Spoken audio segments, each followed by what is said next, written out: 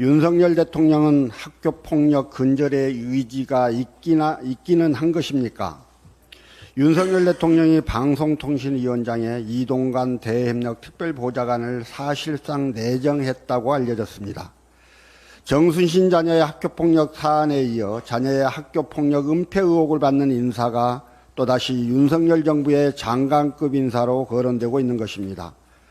오로지 정권의 입맛에 맞기만 하면 국민의 의견과는 상관없이 막무가내로 인사를 추진하겠다는 것인지 묻지 않을 수 없습니다. 이동관 특보의 아들과 관련된 학교폭력 은폐는 이미 2015년 국정감사와 서울시 교육청 특별감사에서 확인된 바 있습니다.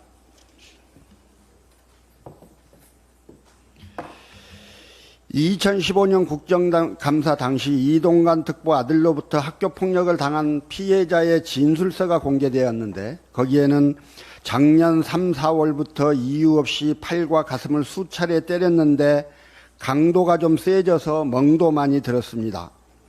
책상에 머리를 300번 부딪히게 하는 등의 행위를 하였습니다.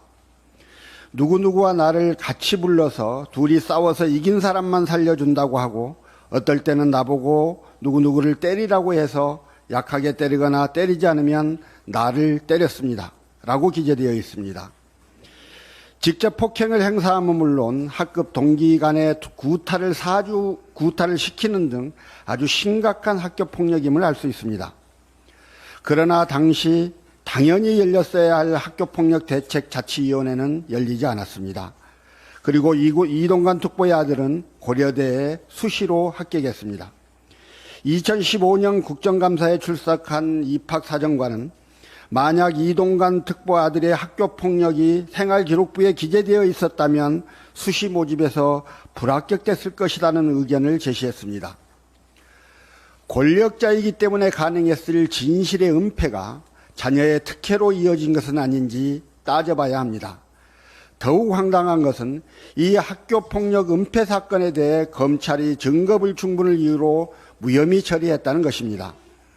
2015년 11월 15일 서울시 교육청은 하나고 특별감사 결과에 따라 이동관 특보 아들에 대한 학교폭력 대책 자치위원회를 열지 않은 하나고 교감을 고발했습니다.